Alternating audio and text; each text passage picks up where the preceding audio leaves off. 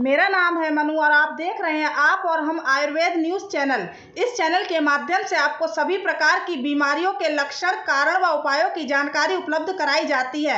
अगर आप भी किसी प्रकार की बीमारी से ग्रसित हैं तो ऊपर दिए गए नंबर पर संपर्क करें। घर बैठे दवाइयाँ मंगवा सकते हैं। यह वीडियो आपको पसंद आई हो तो हमारे चैनल को लाइक करें, शेयर करें व सब्सक्राइब करें। डॉक्टर श्वेता रस्तोगी ने कहा, जिस तरह की हम जिंदगी जी रहे हैं वहाँ स्ट्रेस, एंजाइटी, डिप्रेशन, ट्रॉमा जैसे शब्द रोजमर्रा का हिस्सा हैं, पर हम में से बहुत कम लोग इन सभी शब्दों के ठीक ठीक मतलब जानते हैं। कई बार हम साधारण से गुस्से को भी एंजाइटी समझ लेते हैं। इसलिए इन शब्दों को बेहतर तरीके से समझने और उसके अंतर को जानने के लिए हमने बात की है पटना की मनोवैज्ञानिक डॉक्टर विंद्रा सिंह से। आइए जानते हैं मेंटल हेल्थ से जुड़े कुछ शब्दों का ठीक ठीक अर्थ और लक्षण। स्ट्रेस। डॉक्टर विंद्रा कहती हैं, जब आप तनाव के बारे में सोचते हैं तो आपके दिमाग में नकारात्मक भावनाएं लाता है, लेकिन कुछ तनाव आपके लिए अच्छे हैं। जैसे कि आप कोई नया रिश्ता या नौकरी शुरू करते हैं तो आप जिस तरह का तनाव महसूस करते हैं वह आपके प्रोत्साहन को बढ़ावा दे सकता है। यह आपको आगे बढ़ने और मंजिल हासिल करने के लिए प्रेरित भी कर सकता है। तनाव आपको चुनौतियों का सामना करने या बुरी से बुरी परिस्थितियों का जवाब देने के लिए तैयार करने में भी मदद करता है। ऐसा स्ट्रेस आपके लिए अच्छा है, पर यदि आप लंबे समय तक बुरे तनाव में रहते हैं तो यह आपको शारीरिक और भावनात्मक दोनों रूप से प्रभावित कर सकता है।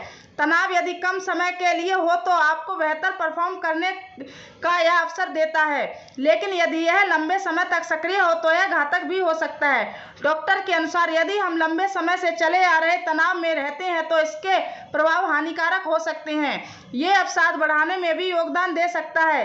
एक मनोदशा विचार जो आपको उन चीज़ों से उदास और उदासीन महसूस कराता है जिसका आप आमतौर पर आनंद लेते हैं। एंजाइटी दरअसल डर और बेचैनी की भावना है, जिसकी वजह से आपको पसीना आ जाता है, बेचैनी और तनाव महसूस हो सकते हैं और दिल की धड़कन भी तेज हो सकती है। यह स्थिति तनाव की समस्या प्रक्रिया को हो सकती है।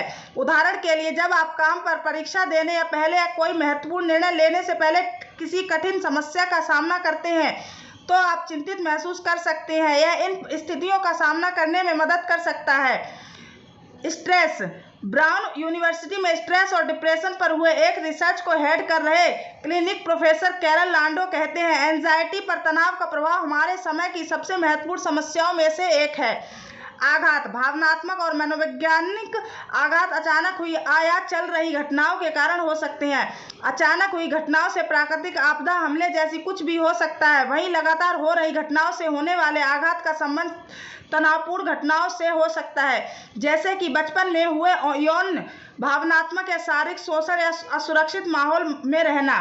डॉक्टर विंद्रा के अनुसार चाहे आप व्यक्तिगत रूप से शामिल हो या घटना की गवाह मात्र हो, एक तकलीफदेह घटना आपको सदमे में छोड़ सकती है। सदमे के कारण ये लक्षण देखने को मिल सकते हैं।